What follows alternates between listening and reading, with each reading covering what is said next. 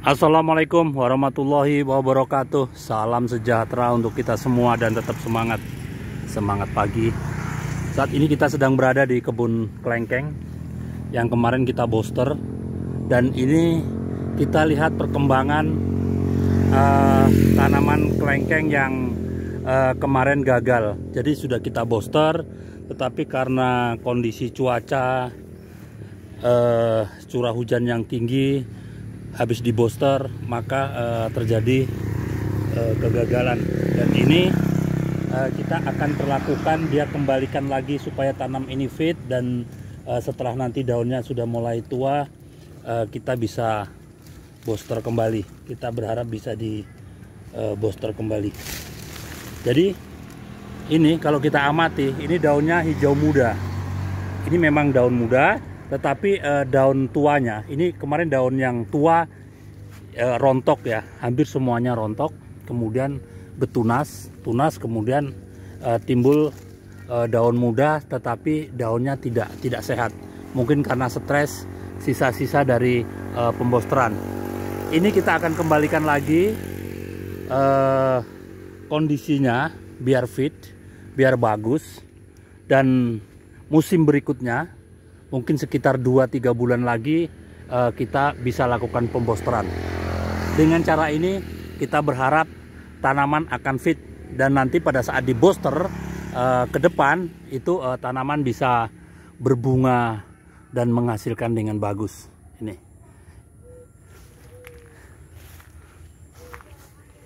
Jadi kita tahu bahwa setiap booster tidak 100% jadi. Jadi banyak faktor yang mempengaruhi keberhasilan pada saat kita membooster kelengkeng neokristal. Ini salah satunya, apalagi untuk pekebun, petani yang punya tanaman kelengkeng neokristal yang baru pertama kali membooster. Ada satu keraguan-raguan, berhasil nggak ya? Nah, terus tanamannya mati nggak ya? Kalau kita lihat di sosial media, sosmed, itu banyak juga teman-teman yang gagal. Tapi kebanyakan adalah yang punya neokristal pemula yang pertama. Tetapi nanti setelah sering melakukan pembosteran, dengan sendirinya akan belajar dari kegagalan-kegagalan atau kebelum suksesan. Nah ini. Jadi kita juga belajar dari situ. Ini dari perkembangannya kemarin, kita akan lihat sedikit nih di sebelahnya. Ini tanaman yang kemarin di booster juga sama, dan alhamdulillah ini berhasil, dan ini bunganya sudah mulai mekar-mekar. Tetapi ini di sebelahnya yang belum berhasil. Ini termasuk belum berhasil, tapi nampaknya ada satu pucuk yang mau keluar bunganya ini. Ini satu pucuk keluar bunganya, tapi nggak apa-apa. Ini nanti mungkin akan kita buang bunganya supaya tanamannya akan fit dulu. Baru kita akan bungakan. Jadi caranya kita akan supply pupuk. Pemberiannya nanti dengan menggunakan pupuk daun dengan kandungan asam amino yang tinggi. Asam amino yang tinggi supaya pupuk yang kita berikan, pupuk cair yang kita berikan ini secepatnya bisa diserap oleh tanaman dan dapat digunakan untuk memperbaiki pertumbuhan dari tanaman ini supaya dia fit lagi ini. Dan juga akan kita berikan pupuk KNO3 untuk memperkuat jaringan. Nah, selain itu juga ada sedikit N untuk memperbaiki vegetatif atau klorofil daun. Ini karena dari dibandingkan dengan yang lain, ini satu pohon ini bagus hijau, ini memang belum di booster, tapi yang ini di booster nih yang sangat stres nih. Kemarin saya berpikir juga ini akan mati, tapi alhamdulillah tidak. Ini jadi kita akan berikan ini dengan pupuk yang baik lah, yang terbaik untuk memperbaiki pertumbuhannya. Jadi pupuk yang akan kita berikan yaitu pupuk asam amino. Asam amino kebetulan kita menggunakan pupuk dengan kandungan asam amino tinggi. yaitu pupuk, nah ini yang biasa kita gunakan, Super Bokasi AOS Amino. Ini ada 19 asam aminonya, ada unsur hara makro mikronya, ada JPT-nya, dan ada mikrobianya. Nah, karena ada mikrobianya, nanti sebagian kita akan semprotkan ke ke tanah di seputaran perakaran.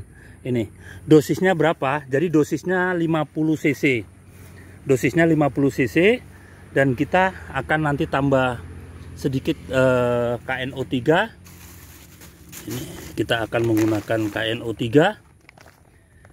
KNO3 ini dan ada sedikit urea, karena kita lihat itu daunnya sedikit pucat. Jadi itu. Jadi pupuk ininya, pupuk AOS aminonya 50 cc, KNO3-nya 20 gram, kemudian ureanya 10 gram. Ini khusus untuk tanaman yang kemarin di booster dan gagal. Jadi bukan untuk tanaman yang lain. Supaya apa? Kita akan lihat perkembangannya 1 minggu sampai 2 minggu. Nanti bagaimana perkembangannya. Oke, sekarang kita masukkan, ini cap sudah kita isi separuh, dan kita akan masukkan pupuk-pupuk yang tidak kita sebutkan tadi.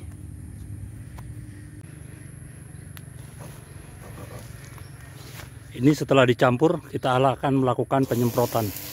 Jadi kita semprotkan ke semua bagian tanaman, bagian daun, terutama di daun-daun bagian bawah, seperti ini.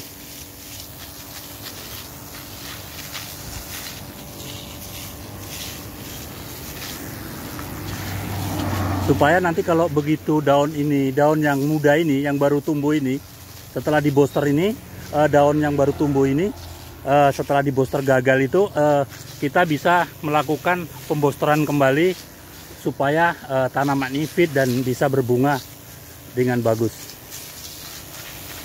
Jadi tadi airnya ini sekitar 15 liter.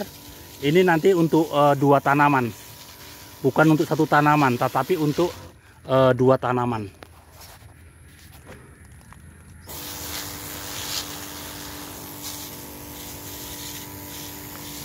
Jadi ini ada 1 pucuk yang nampaknya akan berbunga, tetapi nanti kita akan buang ini.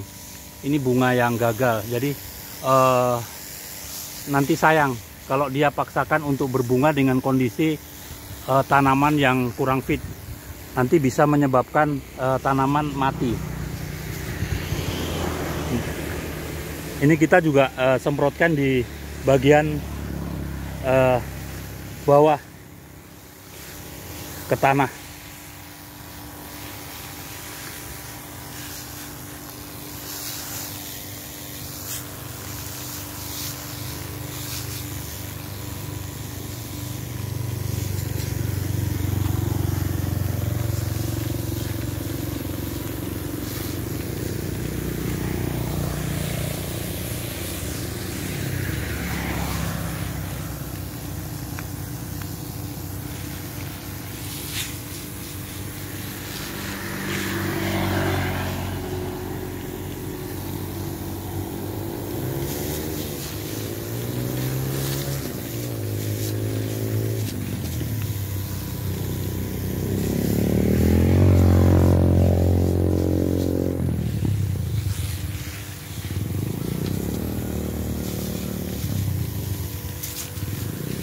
Nah, ini udah yang 1 pohon ini.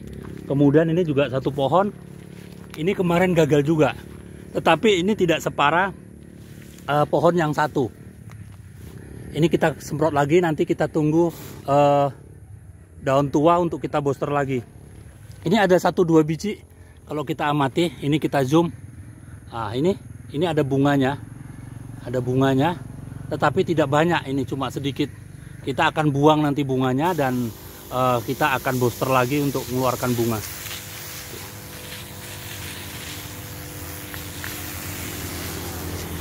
Jadi 1 cap ini untuk 2 pohon, supaya tanaman benar-benar fit dan kita bisa booster lagi.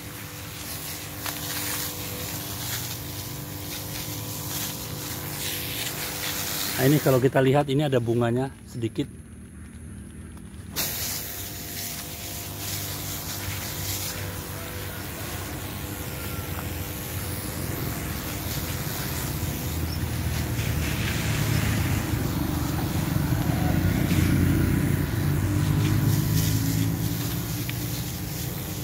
Oke, ini yang harus kita lakukan. Jadi di lapangan 1+1 bukannya 2. Setelah di booster bukannya berbuah, tetapi ada yang berhasil dan ada yang tidak. Mulanya kita sebagai petani harus secepatnya mengambil satu tindakan. Kita tidak boleh paksakan tanaman itu untuk berbunga ya. Jadi benar-benar pada saat kita akan melakukan pembosteran dan setelah melakukan pembosteran itu harus benar-benar diperhatikan.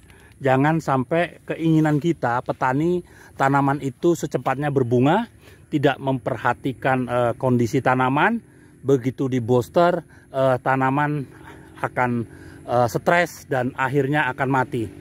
Mulanya pembosteran ini harus tepat waktu, tepat bahan yang digunakan, potasium klorid atau sodium klorid, kemudian dosis, sebab potasium klorat dan sodium klorat itu dosisnya berbeda-beda. Dari sinilah dibutuhkan satu pengalaman, satu diskusi, satu informasi dari kawan-kawan yang sudah pernah melaksanakan. Dan mudah-mudahan ini setelah kita rekondisikan tanaman, nanti kita booster dan memberikan hasil yang lebih baik. Oke, terima kasih yang belum subscribe, tolong subscribe-nya untuk membangun channel ini. Mudah-mudahan dengan berbagi seperti ini, berbagi pengalaman, kita mendapatkan hasil, cara dan hasil yang terbaik, yang efektif dan efisien. Terima kasih. Kriya Kebun, Januari 2023.